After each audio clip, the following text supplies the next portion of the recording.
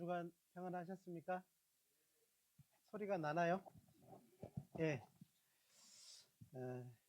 그래요. 날씨가 이제 점점 더워지고 없던 매미가 막 울어가지고요. 시끄러워지고 있는 것 같습니다. 예. 저는 이제 매미 소리를 들으면서요. 이런 생각을 했어요. 매미 소리로만 들을 수가 있구나. 그런 생각도 했고요. 사실은 매미가 하나님을 대변해서 우리한테 뭔가 이야기를 하고 있는 것으로 들리면요, 또 그렇게 들려지더라고요.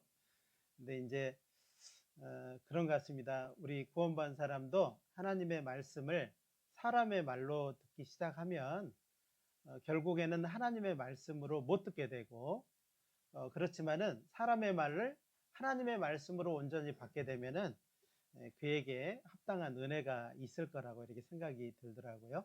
그래서 우리가 항상 그런 마음가짐을 가지고 말씀을 들었으면 참 좋겠다라는 생각을 해봅니다.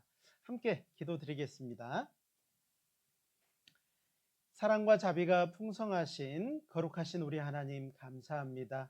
죄와 허물로 마땅히 죽어 심판받을 수밖에 없는 운명을 가진 저희들, 하나님께서 찾아오셔서 구원의 말씀을 전해주시고 주님의 몸된 교회 안에 우리를 불러주시고 또 듣는 말씀을 깨닫도록 도와주시고 또 남은 삶을 하나님의 자녀라 칭해주시고 또 일마다 때마다 간섭해 주셔서 또 온전하게 살아갈 수 있도록 우리를 도와주심을 참으로 감사드립니다.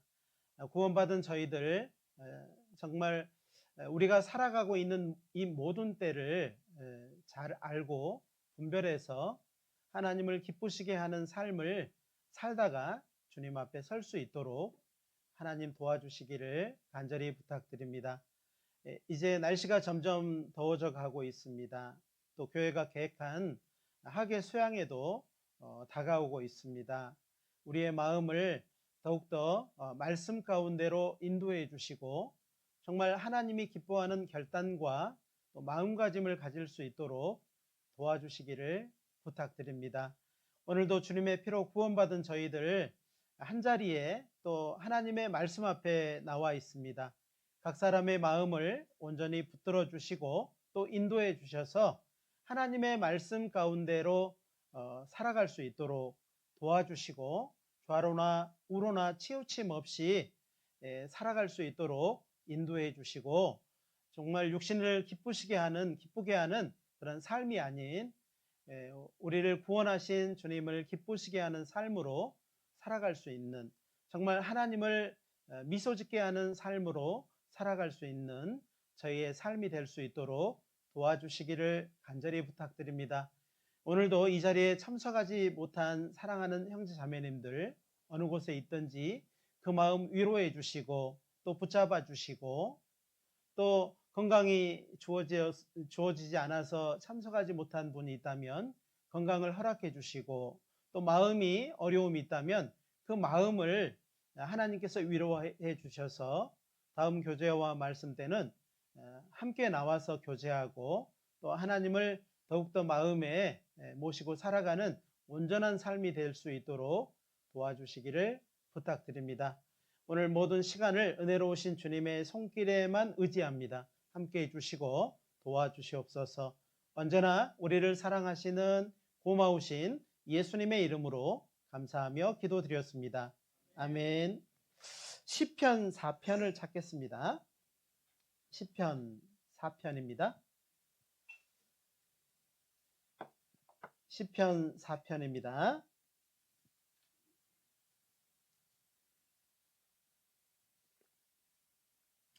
1절부터 8절까지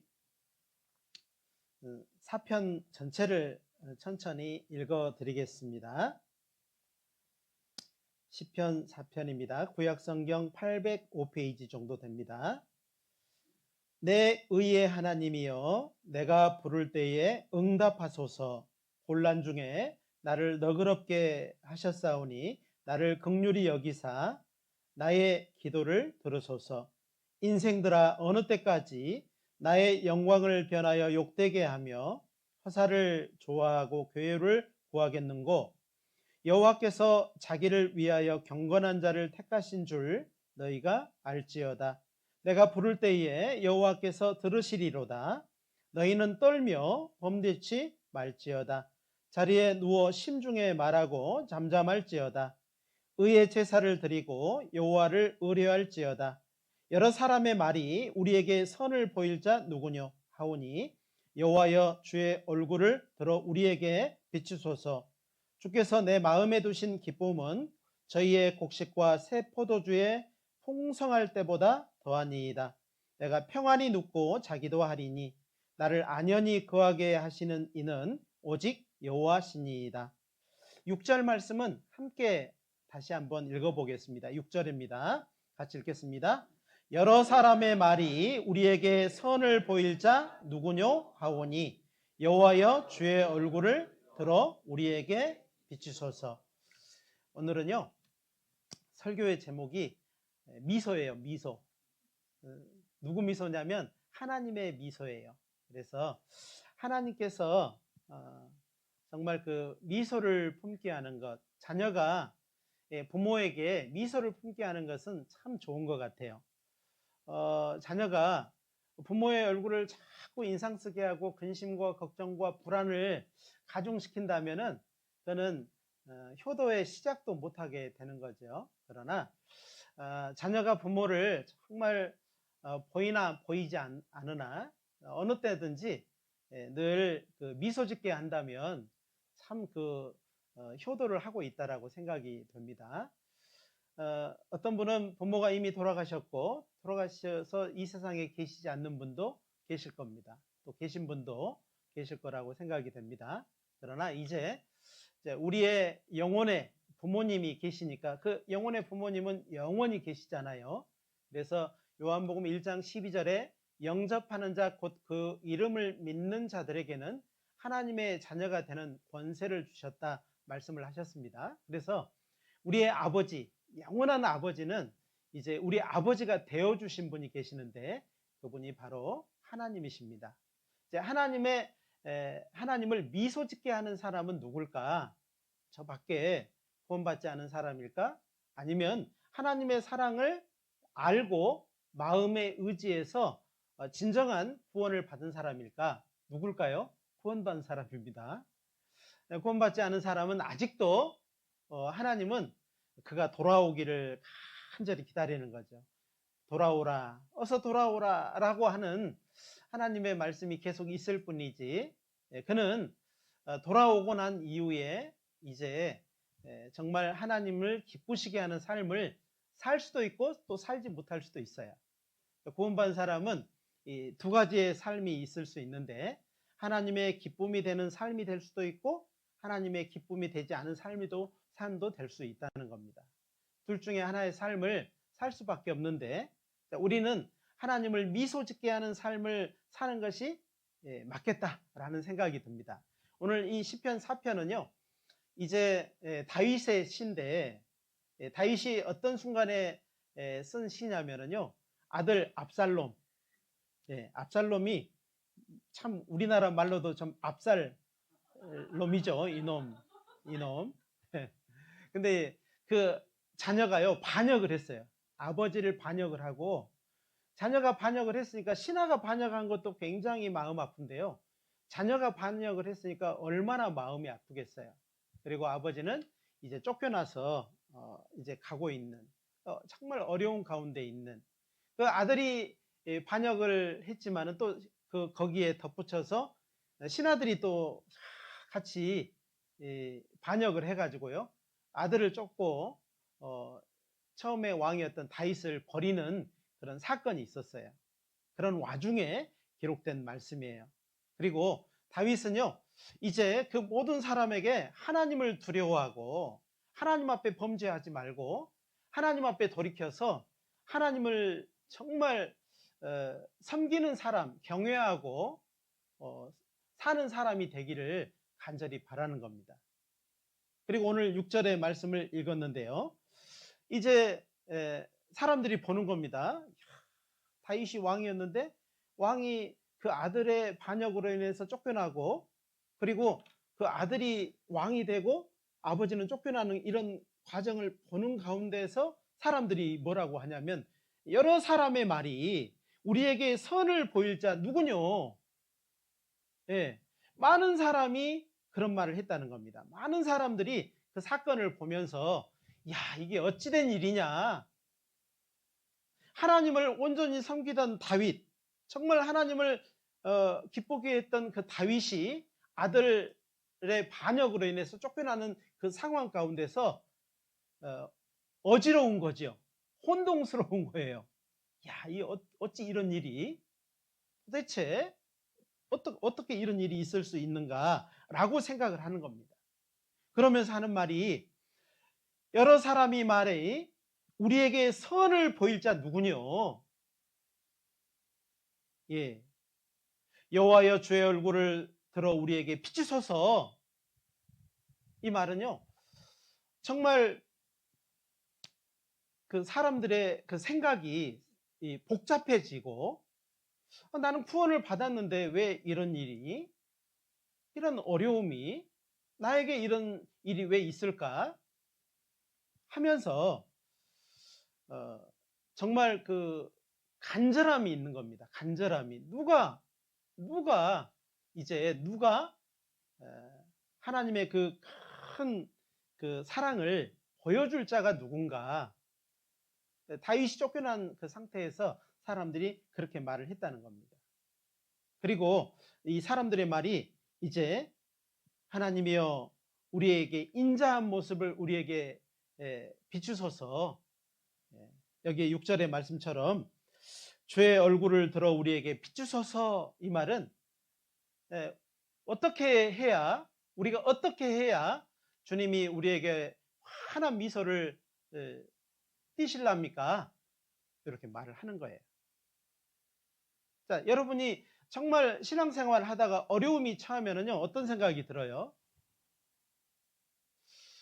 굉장히 원망스럽고 불평스럽고 괴로운데요, 어떻게 해야 내가 주님을 미소짓게 할 수 있을까? 하나님을 미소짓게 할 수 있을까? 라는 생각을 하지 않겠습니까? 지금 이 다윗의 시 가운데도 보면은요, 이 다윗이 그런 환경, 여건 가운데 있으면서 그걸 지켜보는 많은 사람들이 그런 생각을 했다는 겁니다. 혼동스러운 가운데서 우리는 그러면 어떻게 해야 될까? 어떻게 해야 하나님이 정말 미소 짓게 하는 환한 얼굴로 우리에게 축복할 수 있는 그 얼굴을 띄게 할 수 있을까? 이렇게 말을 했다는 겁니다. 우리 신앙생활도 그렇습니다. 우리의 신앙생활이 항상 평탄한 것만은 아니죠. 어떨 때는 정말 잘 하다가도 어떤 때는요, 얼마만큼 내려가야 될지 모를 만큼 더 깊이 내려갈 때도 있어요. 예. 자, 그런 가운데서요, 오늘 말씀을 통해서 들어보면은요, 내가 어떻게 해야 하나님을 미소 짓게 할 수 있을까라는 생각을 아마 하게 될 거라고 생각이 돼요. 자, 그렇다면은요, 하나님이 정말 미소 짓고 우리에게 축복할 수 있는 그 어떤 정확한 목표는 뭘까? 이런 생각을 한번 해보고, 그 다음에 우리의 삶에서요,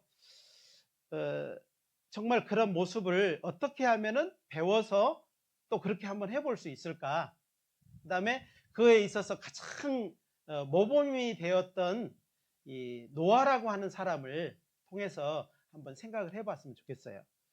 다윗도 그렇고 노아도 그러고요, 어려운 상황 가운데에서 정말 하나님을 바라보고 하나님만 바라보고 하나님을 미소 짓게 한 사람이었거든요, 다윗과 노아는.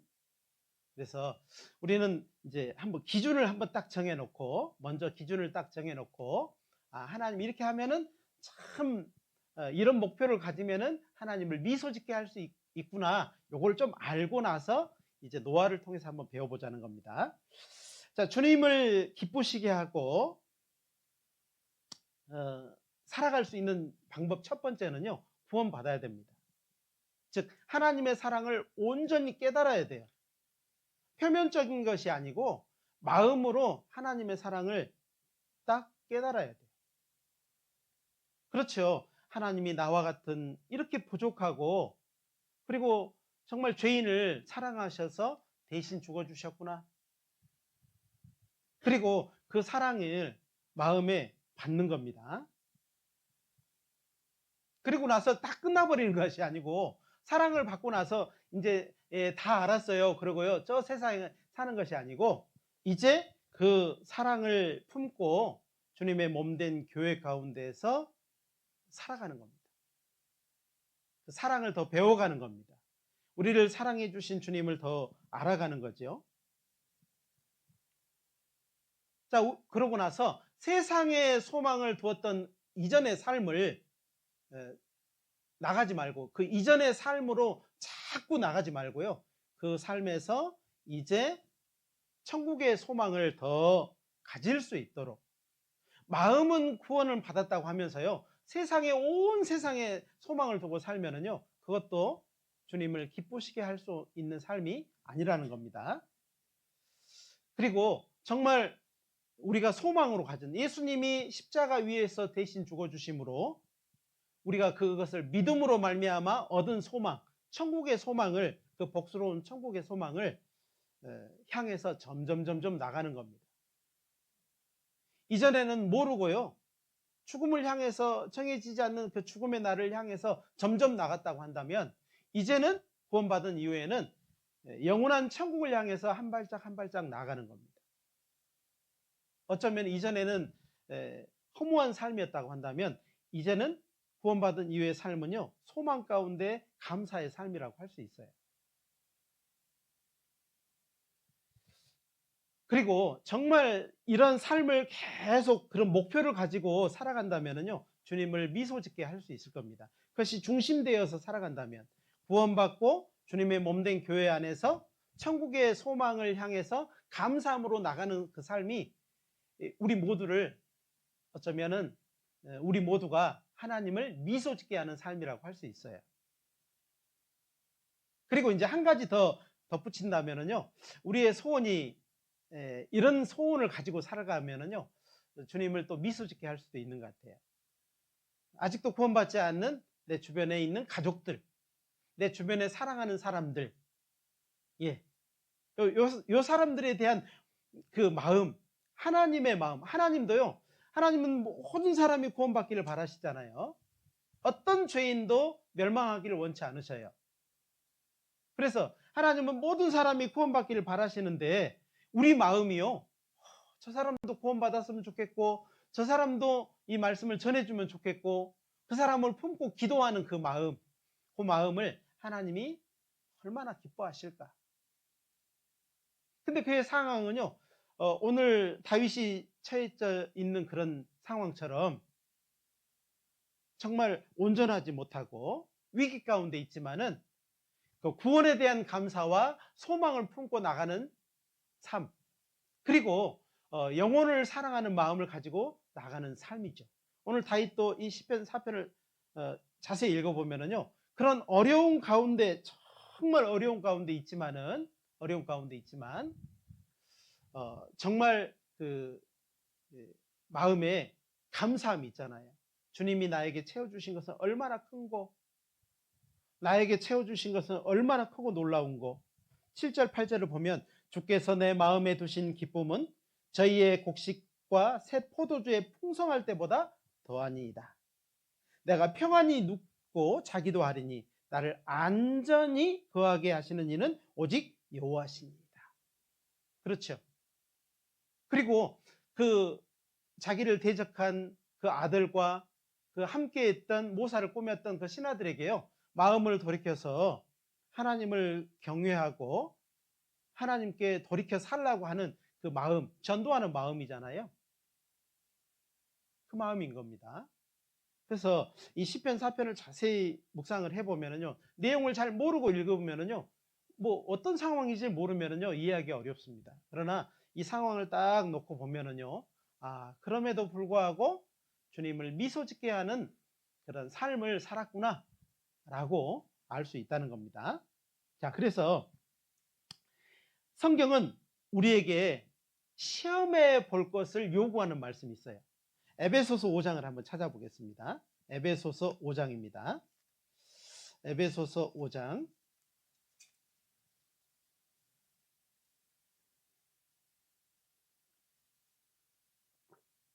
8절부터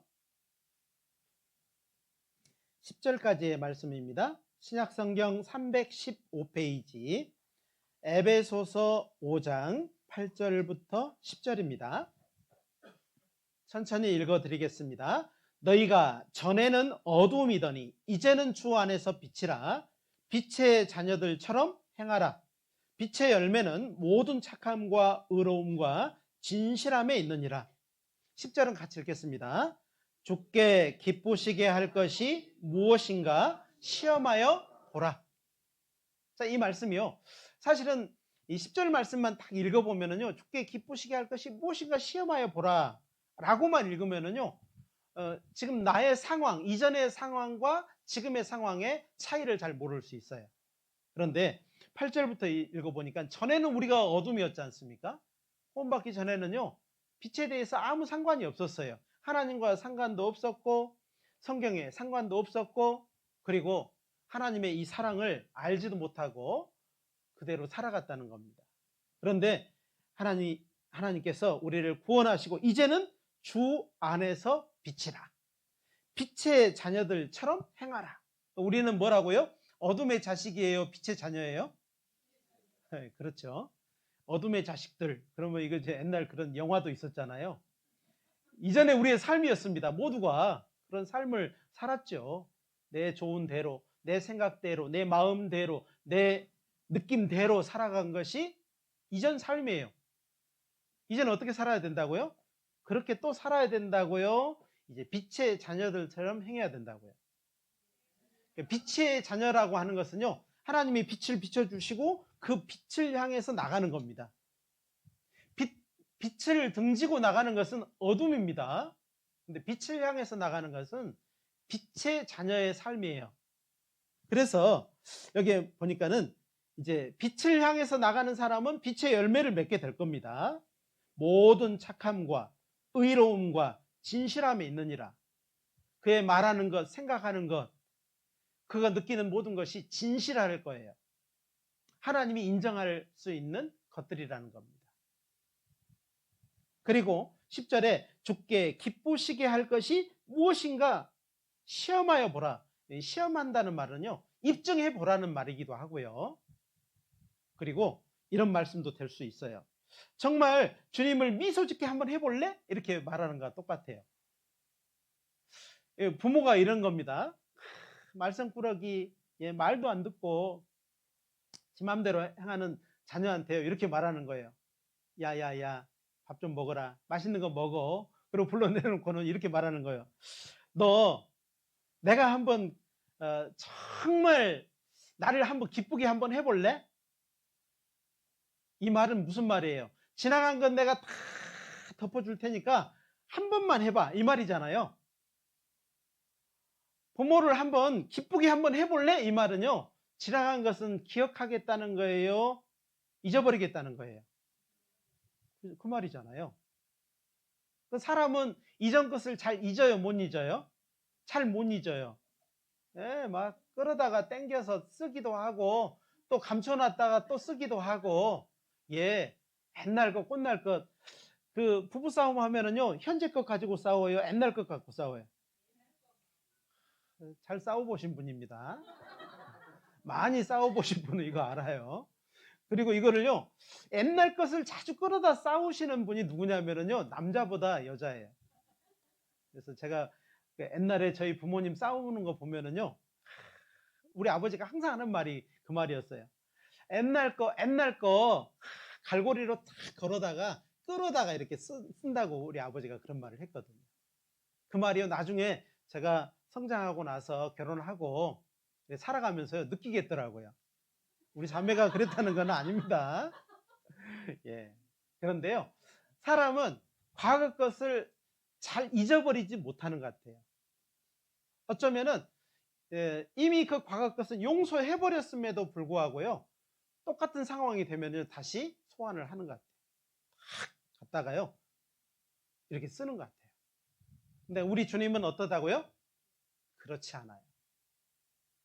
그런즉 누구든지 그리스도 안에 있으면 새로운 피조물이라.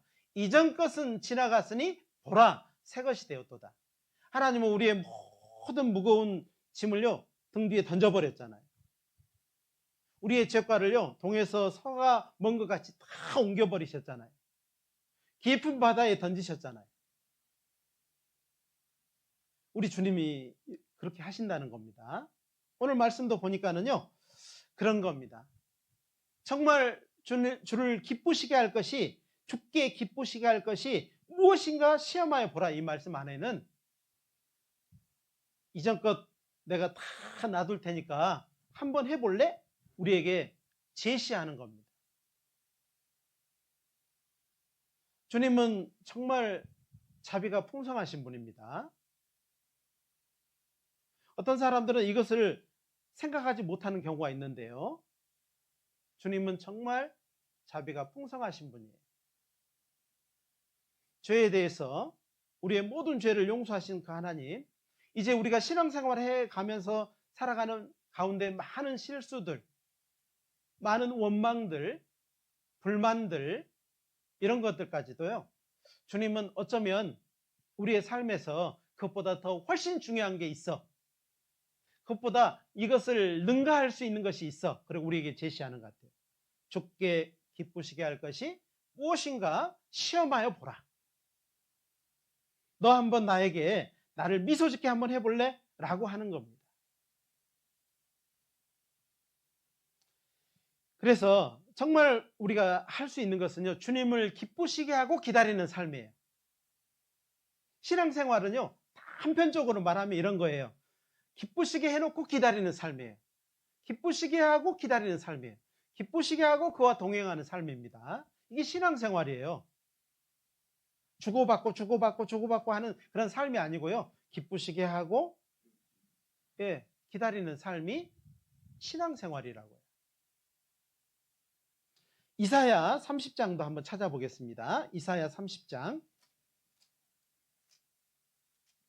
이사야 30장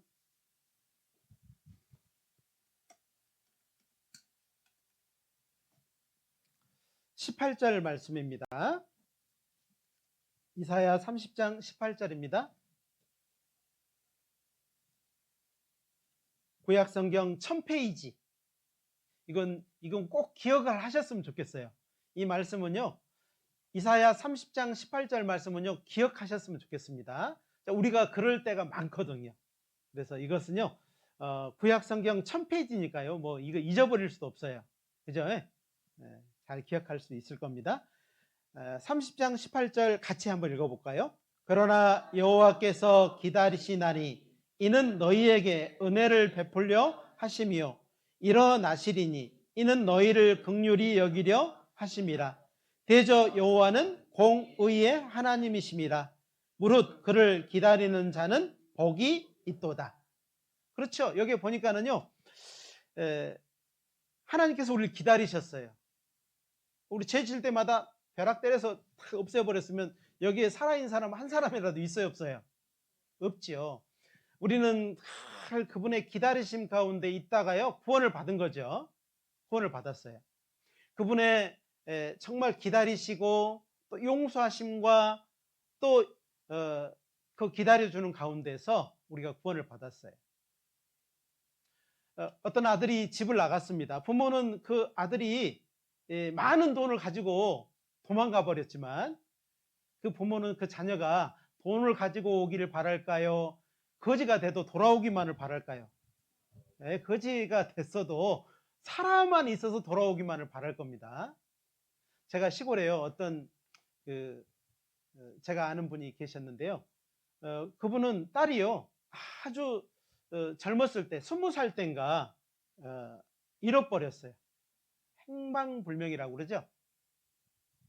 딸이 20살 때 행방불명 됐어요. 그리고 그 딸이요 40살이 넘을 때까지 그 부모가 살아 계셨거든요. 근데 찾을 수가 없어요. 전국 어디에도 찾을 수가 없었어요. 결국에는 그 부모님이 돌아가시고 나서 이제 그 변사체, 뼈가 돼 가지고 돼 있는 거를 결국 유전자 검색을 통해서 찾아냈고 결국에는 뼈가 돼서 돌아오기는 했거든요. 근데 그 부모는요, 그 20년이 넘도록 그 자녀를 기다리는 걸 봤어요. 그리고 농사는 지었지만은요, 농사가 잘 되고 못 되고 이런 아무 상관이 없어요. 관심이 없어요, 관심이. 농사는 지셔요. 많은 농사를 지셨지만은요, 그 전에는요, 농사가 잘 되기를 바라셨고, 정말 많은 추수를 하기를 바랬는데요. 그 딸이 20살 때 행방불명된 이후에요, 자녀가 돌아오기를 바라면서 농사를 짓긴 지어요. 근데요, 오로지 그 딸이 돌아오기만을 바라셨던 거예요. 그런 것처럼 여러분이 이 세상에 죄와 허물로 죽었고, 그리고 우리는 잃어버린 사람이, 잃어진 사람이었거든요. 아담의 옆구리에서 죄와 허물로 우리는 잃어져 있어요. 하나님 앞에 잃어졌거든요. 누가복음 19장 10절에는 인자에 온 것은 잃어버린 자를 찾아 구원하려 하십니다. 그래서 우리가 돌아오기를 간절히 바라셨고 끝까지 기다리신 겁니다. 하나님은 얼마만큼 기다리냐면요, 악인을 위하여서는 그 구덩이를 팔 때까지 기다리신다고 하셨어요. 자, 오늘 보니까는요, 여호와께서 기다리시나니 이 말은요, 아주 단편적으로 생각하시면 안 돼요. 나를 얼마만큼 기다렸는지를 생각해 보십시오. 여러분이 구원받은 그때까지 기다리신 겁니다. 그리고 구원받은 이후에도 또 기다리셔요. 성장하기를 기다리시고, 순종하기를 기다리시고, 마음을, 생활을 하나님께 온전히 맡기기를 어떻게 하신다고요? 기다리셔요. 부모들은, 우리는 그렇게 못합니다. 사실은요, 기다리다가 포기하기도 하고요, 기다리다가 이 세상을 그 부모님처럼 떠나기도 하고요. 기다림의 끝이 있다는 거예요, 사람은. 그러나 하나님은 기다림의 끝이 어디라고요? 우리가 인생 끝까지, 구덩이를 팔 때까지 하나님 기다리신다고 돼 있어요. 하나님은 지금도 기다리십니다. 그리고 정말 온전히 하나님께 자기의 삶을 맡기기를 기다리는 거예요. 수고하고 무거운 짐진 자들아, 다 내게로 오라. 내가 너희를 쉬게 하리니. 지금 기다리고 있는 거잖아요.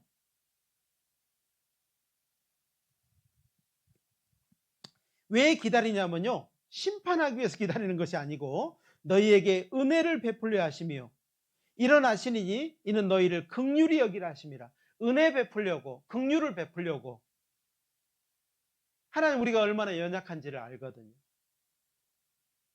너무 연약하고 할 수 있는 게 없다는 것, 그리고 능력이 없어서 제한적인 것, 하다가도 못하기도 하고 지금까지 쭉 해왔지만은 수없이 넘어질 수 있다는 것을 알기 때문에 하나님은 기다려 주셔요. 계속 기다려 주는 겁니다.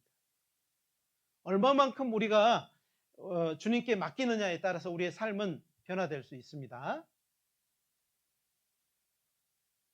자녀가 안전하게 되는 것은 자기의 삶을 부모에게 어렸을 때 얼마나 맡기느냐에 따라서 안전해질 수 있습니다. 그런데요, 내가 할 거야, 내가 하고요, 부모님 손을 자꾸 뿌리치면은요, 어떻게 돼요? 위험에 더욱 노출되는 거예요. 우리는 주님의 기다리심을 반드시 알 때에 우리도 주님을 기다리실 수 있어요. 여러분이 주님을 기다릴 수 있어요. 그래서 여기에 대저 여호와는 공의의 하나님이야. 우리가 하나님을 기다리는지 다른 것을 기다리는지 하나님 알아요, 몰라요? 아셔요. 사람은요, 속을 수 있어요. 부모는 자녀에게 속을 수 있습니다. 그러나 하나님은 우리에게 절대 속지 않아요. 그래서 무릇 그를 기다리는 자는 복이 있도다 그랬어요. 하나님을 정말 기다리는 사람, 그 사람은 복이 있다. 신앙생활 구원받고 나서 교회 가운데서 신앙생활 하는 사람이 복이 있다, 이렇게 말씀을 하는 겁니다. 하나님은 우리에게 그렇게 말씀하시는 거예요.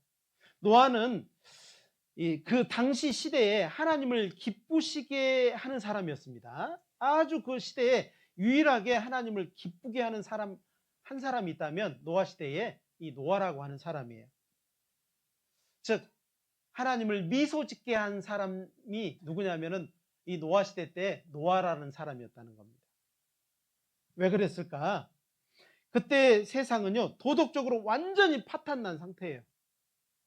하나님 앞에 죄로 가득 찬 상태, 관영했다고 돼 있죠. 완전히 죄로 말미암아 정말 더 이상 채울 수 없는 곳이 되었다 이 말이에요.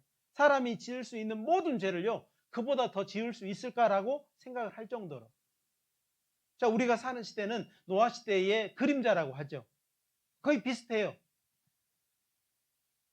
우리가 몰라서 그러죠. 사람이 짓는 죄를 다 합치면은요, 아마 이 세상 가장 높은 산보다 훨씬 더 높고 아마 이 세상을 가득 채우지 않을까라는 생각을 해봅니다. 자, 모든 사람이 하나님의 기쁨이 아닌 자기와 자기 가정을 위해서 기쁨을 추구하는 시대였다는 겁니다. 어땠다고요? 하나님의 기쁨을 구하는 삶이 아니고 어떻게 했다고요? 자기와 자기의 가정을 위해서 기쁨을 구하는 시대. 그래서 사고 팔고 먹고 집을 짓고 시집가고 장가가고 다 자기와 자기 가족을 위한 거잖아요. 이게 죄는 아니지만은요, 우리가 구원받고 나서 사고 팔고 집을 짓고 이거 할 수 있어요. 그러나 이것만 생각하는 것은 자기와 자기의 가족을 위한 삶이라는 겁니다. 노아 시대 때 그랬다는 겁니다. 그때에 하나님을 미소 짓게 한 사람이 바로 노아라고 하는 사람이에요. 노아. 창세기 6장을 한번 찾아보겠습니다. 창세기 6장입니다.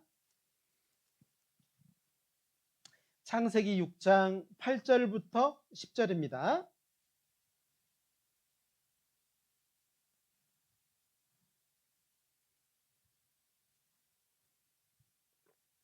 그러나 노아는 여호와께 은혜를 입었더라.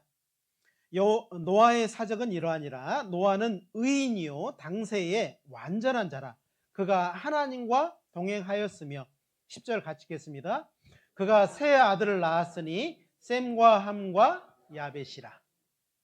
보니까는요, 그가 가족이 있었지만, 자녀들이 있었고 가족이 있었지만은 누구를 기쁘시게 하는 삶을 살았다고요? 하나님을 기쁘시게 하는 삶을 살았다는 겁니다. 하나님께 은혜를 입고, 먼저는 은혜를 입고, 그리고 그는 하나님과 동행했어요. 자, 우리 구원받은 사람하고 똑같습니다. 구원받고 나서 너희가 믿음으로 말미암아 구원을 얻었나니 이것이 너희에게서 난 것이 아니요 하나님의 선물이라. 행위에서 난 것이 아니니 이는 누구도 자랑치 못하게 하려 함이라. 우리가 은혜로 구원을 얻은 겁니다. 우리는 은혜 받을 수 있는, 이걸 구원받을 수 있는 그런 사람이 아니었어요. 하나님과 완전 외인이었습니다.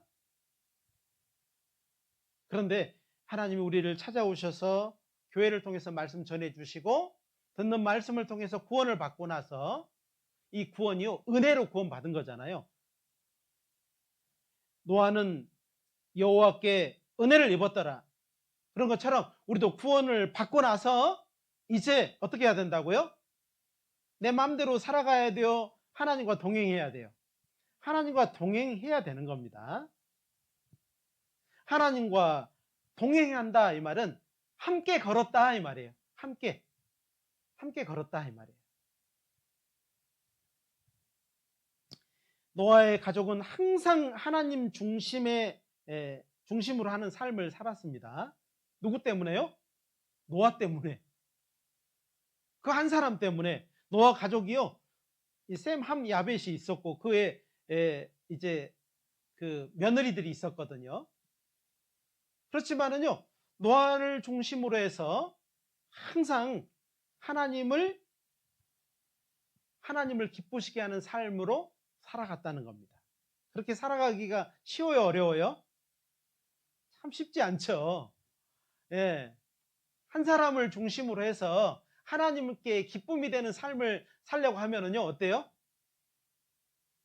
밭다리도 걸고 안다리도 걸고 막 그러잖아요. 그죠? 이런 어려움 저런 어려움이 있습니다. 그런데요, 사실은 무엇이 정말 옳고 무엇이 하나님을 기쁘시게 하는지를 알면은요, 거기에 힘을 실어주는 것도 좋은 것 같아요. 킹 제임스 버전에 보니까는요, 이 8절부터 9절의 말씀, 10절은 놔두고요, 10절의 말씀은 놔두고 8절 9절의 말씀을 보니까는 뭐라고 돼 있냐면, 노아는 주의 눈에 은혜를 입었더라.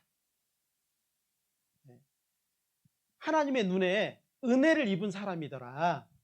즉 이제 다른 번역본에 보니까 흐뭇하게 하는 사람이었대요.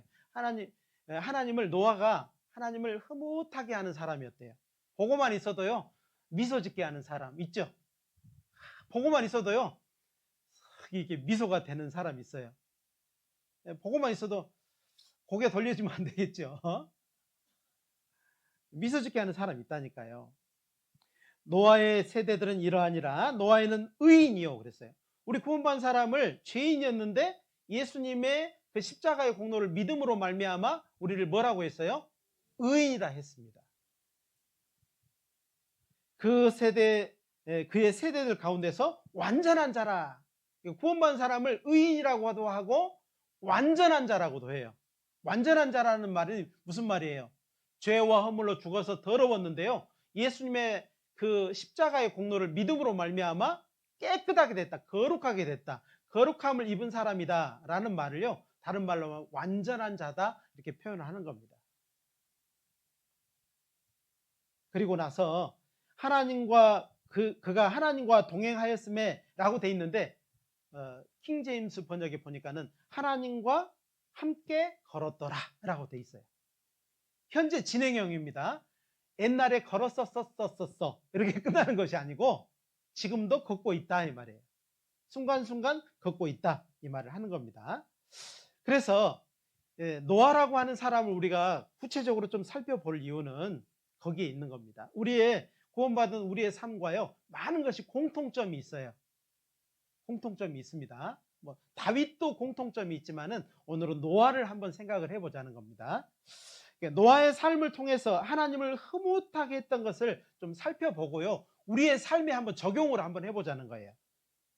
첫 번째로 우리가 주님을 중심으로 살 때, 우리가 있잖아요, 우리가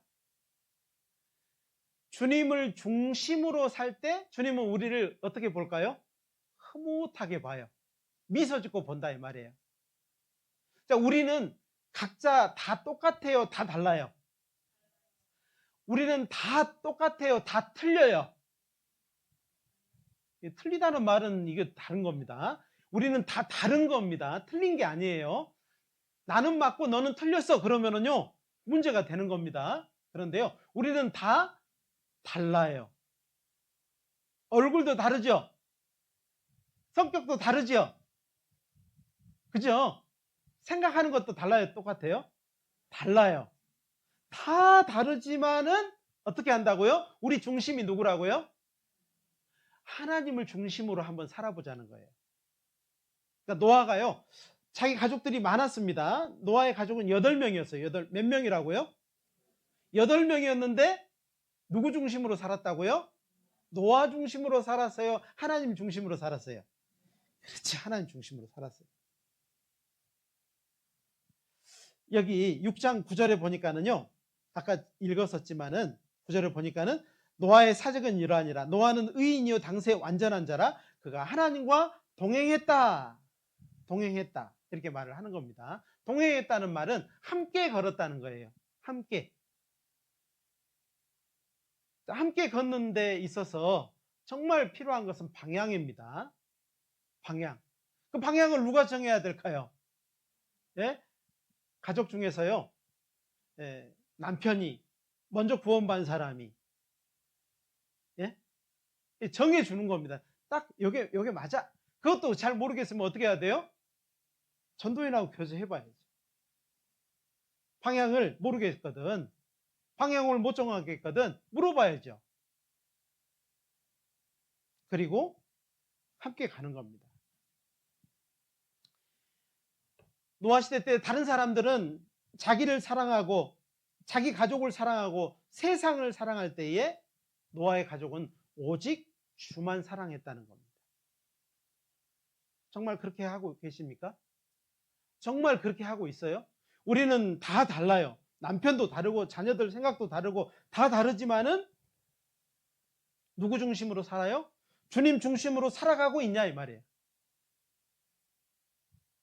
그것이 정말 주님을 흐뭇하게 하고 그리고 기쁘게 하는 겁니다. 미소 짓게 하는 겁니다. 자, 하나님은 우리에게 항상 확인하는 것이 있어요. 우리에게 항상 확인을 해요. 관계를 확인해요. 관계를. 나에게 있어서. 나 개인에게 있어서 내 가족에게 있어서 관계를 자꾸 확인하려고 하는데 무슨 관계냐면요. 예수님과의 관계. 예수님과 지금 어떤 관계가 되어 있는가. 그리고 교회와 어떤 관계가 되어 있는가를 확인하셔요. 그 다음에 세 번째로는 성도하고 어떤 관계가 지금 형성되어 있는가를 누가 확인해요? 윤 목사가 확인해요? 주님이 확인해요? 주님이 확인하신다니까요. 그리고는 보고 흐뭇해 할 수도 있고 걱정 근심하실 수도 있어요. 그 다음에 구원받은 사람이 세상과의 관계, 세상을 어떻게 생각하고 있고 어떤 관계를 맺고 있는지 주님은 보신다니까요. 구원받은 사람이 세상을 사랑하고 세상을 동경하고 출애굽했던 이스라엘 백성이요. 애굽으로 다시 돌아가자. 거기는 마늘과 부추도 많고 막 고기도 있었고 이거 광야 힘들어서 못 살겠다. 이 뜨거운 태양별 아래 광야길을 걷게 하시고 이런 마음이 있으면 하나님이 기뻐하셨어요? 걱정 근심하셨어요? 걱정 근심하셨다니까. 더하니까 진노하셨죠.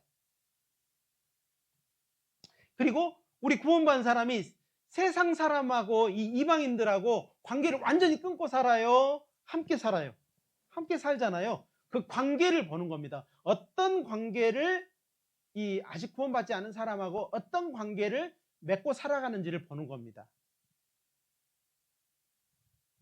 제가 몇 가지, 5가지 이 관계를 항상 확인하신다고 말씀드렸습니다. 정말 주님이 나를 보시고 기뻐하시는지 흐뭇해 하는지는 이 관계를 잘 살펴보면은요, 아, 나를 흐뭇해 하시겠다. 아니면 나를 근심하시겠다. 염려하시겠다. 알 수 있습니다. 그러죠? 자, 만약에 내 삶에 주님이 탁 오셨는데요. 주님이 오셨어요. 내 삶에 싹 오셨어요. 그런데요, 태도가 싸늘해요. 싸늘하면은요, 어떨까요? 그 관계가 깨져 있는 거예요? 붙어 있는 거예요? 깨져 있는 거예요. 말씀이 딱 오는데요. 말씀을 판단하고 있어요. 관계가 붙어 있는 거예요? 깨져 있는 거예요? 깨져 있는 거예요. 자, 우리의 반응이 굉장히 중요한 것 같아요.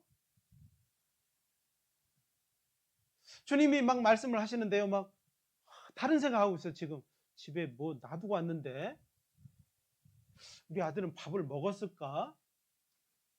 말씀을 하는데요. 그리고 막 졸아 막 졸아 그러면은요. 예? 미소 짓게 할 것 같아요. 근심하고 걱정하게 할 것 같아요. 근심하고 걱정하게 할 것 같아요. 그렇죠? 그렇습니다. 우리의 삶은요, 매 순간 생각할 수 있어요. 우리는요, 많은 걸 생각할 수 있습니다. 그래서 주님을 정말 미소 짓게 하는지, 걱정, 근심해 하는지 우리는 스스로를 알 수 있어요. 호세아 6장을 한번 찾아봅시다. 호세아서 6장입니다. 다니엘 호세아죠. 호세아 6장입니다. 구약 성경 1262페이지 정도 됩니다.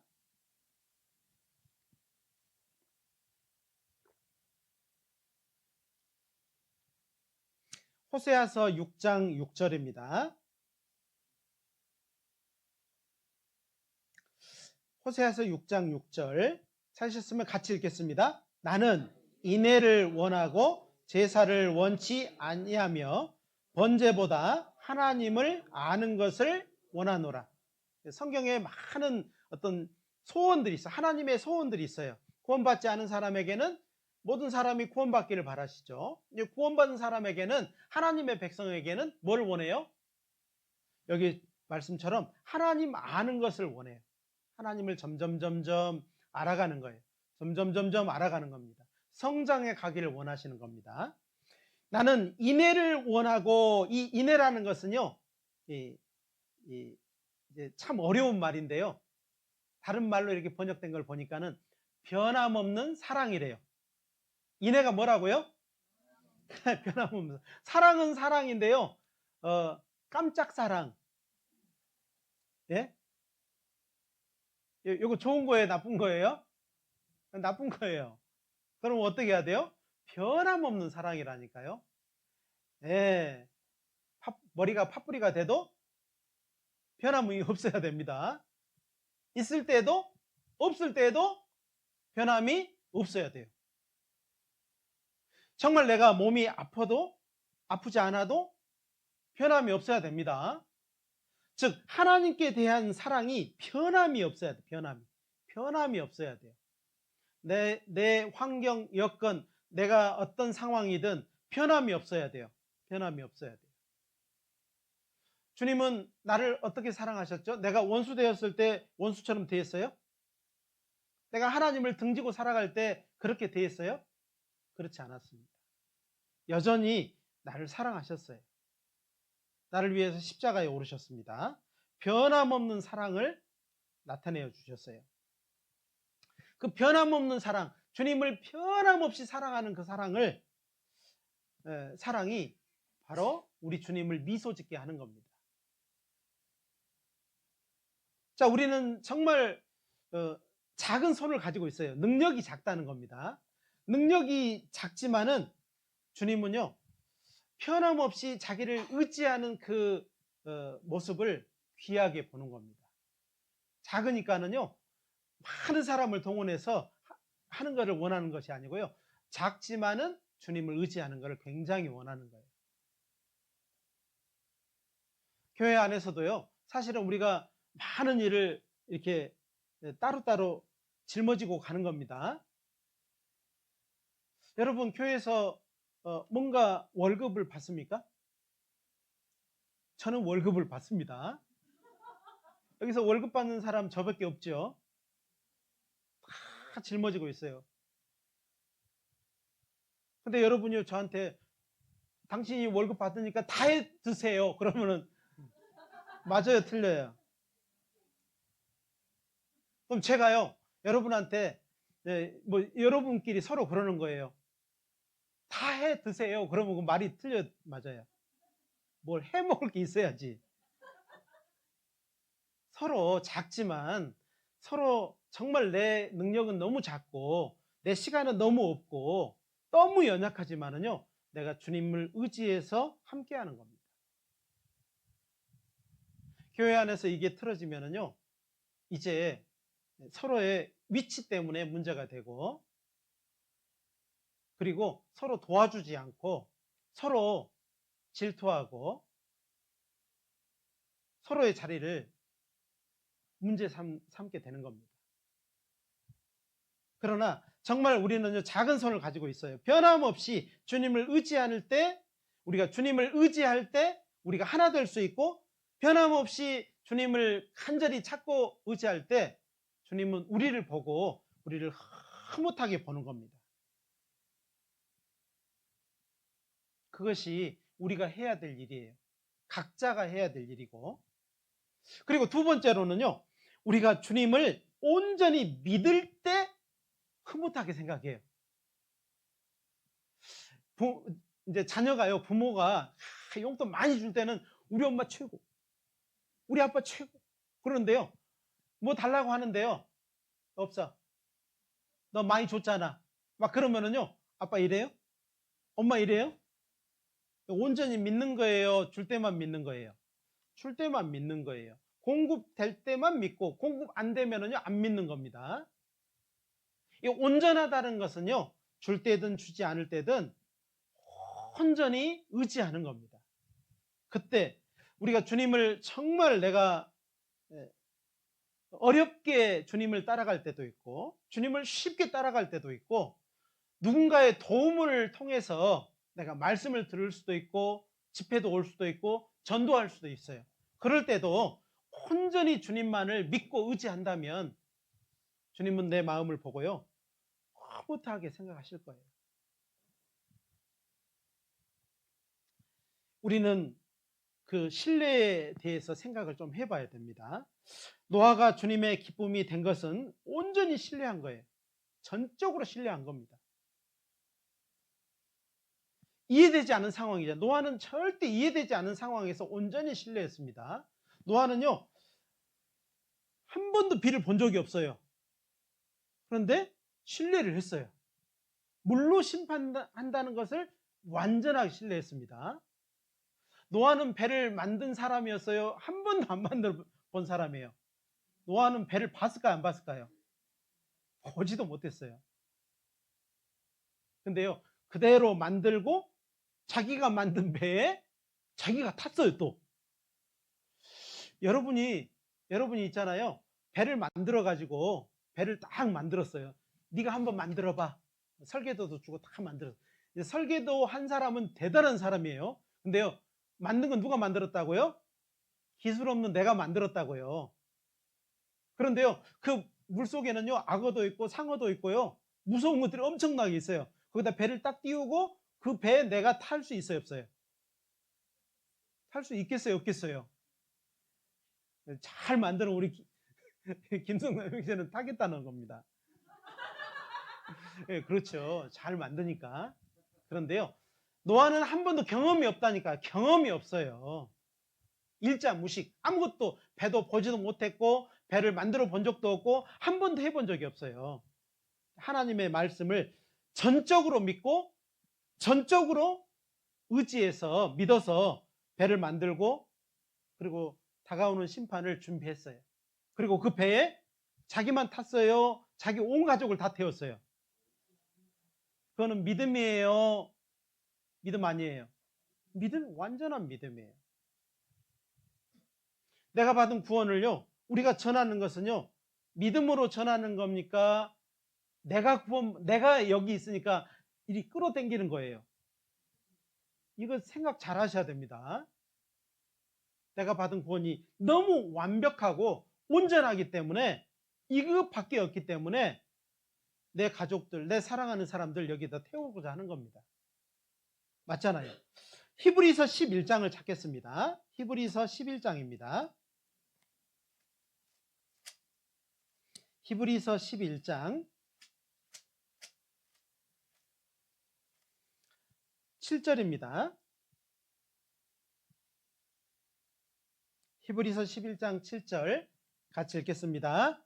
믿음으로 노아는 아직 보지 못한 일에 경고하심을 받아 경외함으로 방주를 예비하여 그 집을 구원하였으니 이로 말미암아 세상을 정죄하고 믿음을 좇는 의의 후사가 되었느니라. 그렇죠. 우리에게도요, 노아의 믿음은요, 굉장히 의미가 있는 겁니다. 노아는 한 번도 비를 보지 못했는데 하나님의 물로 심판한다는 것을 믿고 준비했죠. 네, 준비했어요. 네, 경고하심을 딱 받아들였습니다. 우리가 사는 시대에 주님이 하늘로서 쫓아 오신다는 것도 우리는 믿어요. 그리고 하나님이요, 이 세상은 이제 더 이상 물로 심판하지 않을 것을 말씀하셨고 불심판을 경고하셨는데, 그 불심판에 대한 경고를 우리는 받아야 돼요, 안 받아야 돼요? 물심판은 제가 믿는데요, 불심판은 잘 모르겠어요. 안 믿어져요. 네, 설마 그럼 계시면 돼요, 안 돼요? 안 되는 겁니다. 가족이요, 이게 믿음이 있는 건지, 이게 정말 구원 받은 건지 관심이 없어. 그러면은요, 이거를 정말로 믿는 거예요, 안 믿는 거예요? 안 믿는 겁니다. 가족의 전도, 내 자녀의 구원, 정말 내 사랑하는 사람들의 구원은요, 누가 챙겨야 돼요? 가족이 챙겨야 돼요. 가족이 죽든지 말든지 내버려 두는 것이 아니고 챙겨야죠. 그게 맞지 않겠어요? 교회는 이에 함께 하는 것이고, 함께 동행하는 것이고, 그리고 도울 준비를 다 하고 있는 겁니다.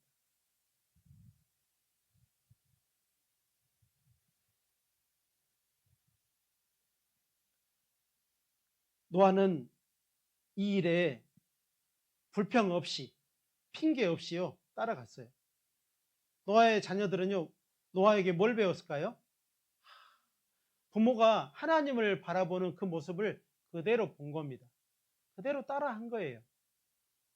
노아가요, 막 하나님 말씀할 때마다 어떻게 하라고요? 나는 못 한다고요. 안 된다고요. 안 만들어 봤다니까요. 그러면요, 자녀들도 그러고 볼 거 아니겠어요? 계속 불평하고 원망하고 그걸 따라서 배우지 않겠습니까? 그러나 노아는요, 그렇지 않았다는 것을 알 수 있어요. 어떻게 알 수 있죠? 온 가족이요, 그 120년이라고 하는 시간 동안에요, 그걸 했어요. 시간은요, 생각을 생산하는 법입니다. 시간이 길면은요, 불평이 생기는 것이고, 시간이 길어지면은요, 여러 가지 의논이 생기는 겁니다. 그런데요, 이 120년 동안 어떻게 했다고요? 노아가 한 번도 하나님께 대해서 원망하지 않았어요. 불평하지 않았어요. 그대로 했습니다. 온전한 믿음이 그를 통해서 자녀들에게 주어졌고, 자녀들은 그를 통해서 함께, 부모와 함께 방주를 예비하고 다가오는 물심판을 준비했어요. 우리는 이 삶을 잘 생각을 해보고, 내 삶에 정말 노아를 더 많이 묵상을 해보고요, 노아에 대해서 더 깊이 생각을 해볼 필요가 있는 것입니다. 또 우리는요, 세 번째로는 우리가 주님의 마음을 다해서 순종할 때 흐뭇하게 생각을 해요. 어떨 때요? 예, 마음을 다해서 순종할 때.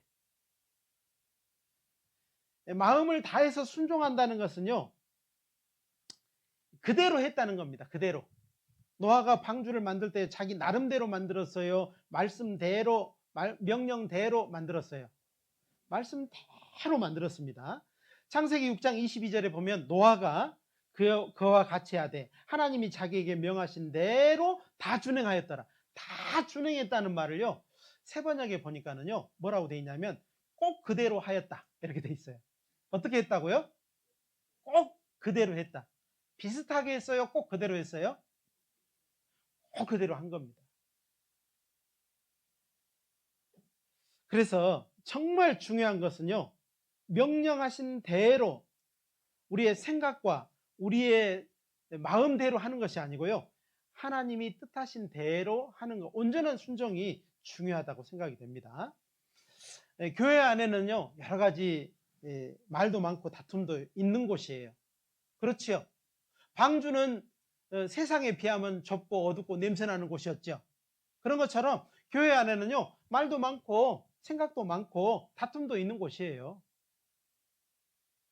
맞습니다. 그럼에도 불구하고요, 이 방주에는 뭐가 있는 곳이에요? 생명이 탄생되는 곳이에요. 세상은 보기도 좋고 다 넓고 향기도 좋았지만은요, 세상은 멸망이 있는 곳이에요. 그런 것처럼 교회는 그런 것이 있지만서도 뭐가 있는 곳이라고요? 생명이 있는 곳이라는 거예요. 생명이 여기서만 있는 곳이에요. 하나님 그렇게 말씀을 하셨습니다. 자, 교회라는 뜻은요, 교회에서 어떤 뜻을 이렇게 나타내잖아요. 예, 결정을 해, 회장단에서 결정을 해서, 아니면은 목회자가 결정을 해서 이렇게 탁 뜻을 나타내면은요, 그 뜻은 뭐라고 하는 거예요? 그거를 통보라고 생각하는 사람이 있어요. 통보. 이 통보라고 하는 생각을 하면은 절대 안 되는 겁니다.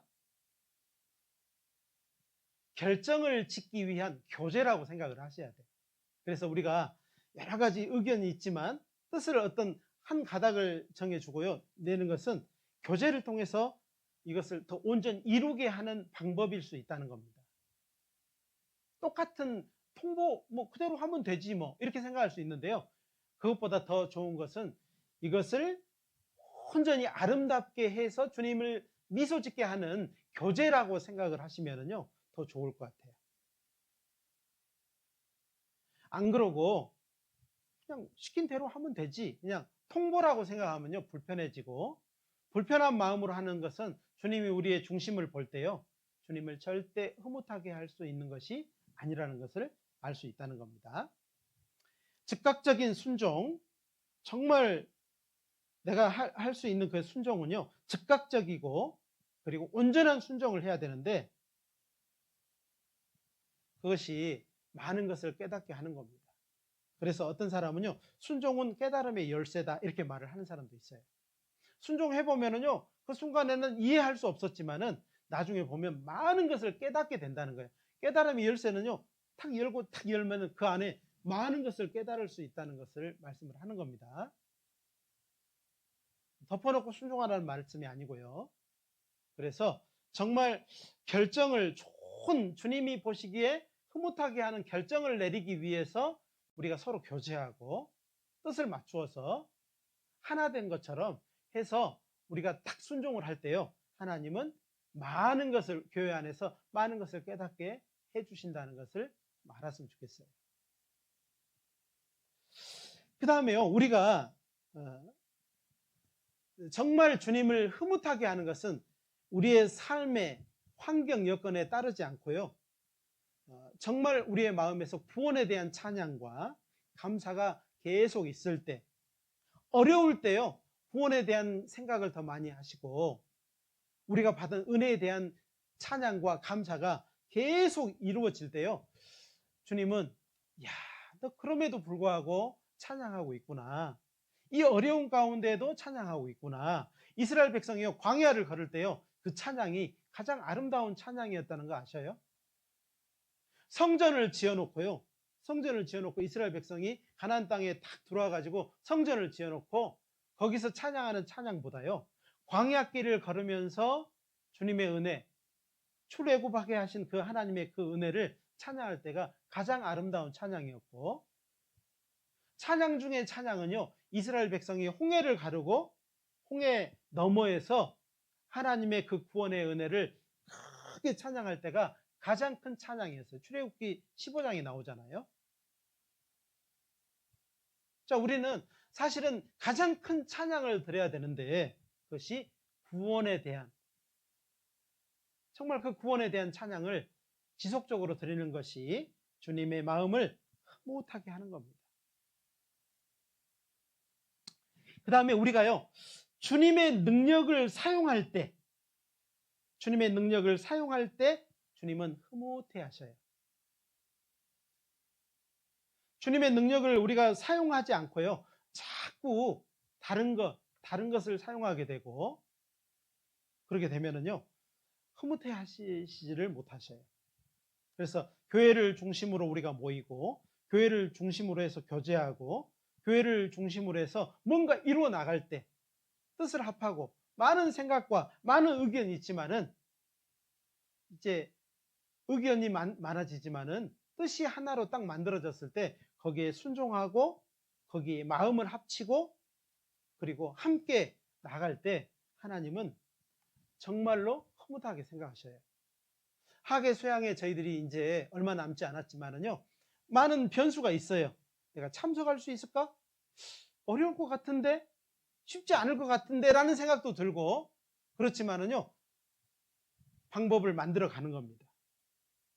그리고 교회와 교제를 해서 어떻게든지요, 함께 가야 되겠다는 생각을 딱 할 때 주님은 이루어 주시고 우리의 마음을 보시고 흐뭇하게 생각한다는 겁니다. 주님은 우리가 주님을 흐뭇하게 하면요, 주님은 우리에게 뭘 주실까요? 또 고통을 또 줘요? 더 어려움을 더 주실까요? 그렇지 않습니다. 민수기 6장을 찾겠습니다. 민수기는 누가 기록했을까요? 민수가 기록한 게 아니고 모세가 기록한 겁니다. 민수기 6장 24절부터 26절까지입니다. 하나님이요, 우리가 주님을 아주 흐뭇하게 기쁘시게 하고 미소 짓게 하면은요, 이런 축복이 우리에게 있습니다. 같이 한번 읽어볼까요? 6장 24절로 26절입니다. 같이 읽겠습니다. 여호와는 네게 복을 주시고 너를 지키시기를 원하며 여호와는 그 얼굴을 내게 비추사 은혜 베푸시기를 원하며 여호와는 그 얼굴을 내게로 향하여 드사 평강 주시기를 원하노라 할지니라 하라. 이것은요, 모세를 통해서 이스라엘 백성에게 이런 그 축복인데, 이제 그 구원의 은혜로 말미암아 이 축복이 우리에게 주어지는 것입니다. 그래서 우리의 신앙생활 가운데 주님을 미소 짓게 할 때요, 이런 축복이 이 주어진 이스라엘 민족에게 주어진 이 축복이 우리에게 주어진다는 것을 알 수 있다는 겁니다. 그래서 정말 내가 매일매일 살아가면서요, 단순하게 주님을 미소 짓게 하고 있는지 인상 쓰게 하고 있는지 좀 생각해 볼 수 있는 그런 시간들이 되었으면 좋겠습니다. 아시겠죠? 자, 여러 가지 이렇게 말씀을 드렸는데요. 더 많은 말씀이 좀 있는데 나중에 더 이제 구체적으로 또 말씀을 더 드리기도 하고요. 오늘 배웠던 것처럼 우리가 주님을 흐뭇하게 할 때가 5가지를 우리가 배워봤는데, 첫 번째는 우리가 주님을 중심으로 살아갈 때, 그죠? 두 번째로는 온전히 믿을 때, 세 번째로는 마음을 다해서 순종할 때, 네 번째로는 계속해서 그 구원에 대한 감사와 찬양을 할 때, 다섯 번째로는 주님의 능력을 우리가 온전히 사용할 때, 주님은 우리를 흐뭇하게 생각한다라고 말씀을 드렸습니다. 그리고 그 흐뭇하게 하는 사람에게 민수기 6장 24절로 26절의 말씀으로 우리를 축복해 주셔요. 이걸 꼭 기억을 하셨으면 좋겠습니다. 아셨죠? 네, 기도하고 마치겠습니다. 자비로우신 우리 하나님, 감사드립니다. 우리 정성교회를 사랑해 주시고 이곳에 세워주시고 많은 영혼들 보내주시고 또 말씀을 듣고 믿어 한 무리가 되어서 또 살아갈 수 있도록 도와주심을 감사드립니다. 우리의 남은 삶, 이제 이 무리로 끝나는 것이 아니고 정말 우리에게 주신 많은 그 책임들, 또 우리에게 주신 소원들이 있습니다. 주님을 기쁘시게 하고 또 주님을 늘 흐뭇하게 하는 삶을 살다가 주님 앞에 설 수 있도록 도와주시기를 간절히 부탁드립니다. 우리 중 한 사람도 주님을 근심되게 염려되게 하다가 주님 앞에 서는 사람 있지 않도록 도와주시기를 부탁드립니다. 잠깐 후면 오실 이가 오신다라고 하셨습니다. 우리는 정말 그 믿음을 가지고 많은 사람의 영혼을 구원함에 이르는 믿음을 가진 자라고 말씀을 하셨습니다. 우리가 뒤로 물러서지 않도록 앞으로 향하여 나갈 수 있도록, 빛을 향해서 나갈 수 있도록 우리 하나님 힘과 능력을 더해 주시기를 간절히 부탁드립니다. 언제나 우리를 사랑하시는 고마우신 예수님의 이름으로 감사하며 기도드렸습니다. 아멘.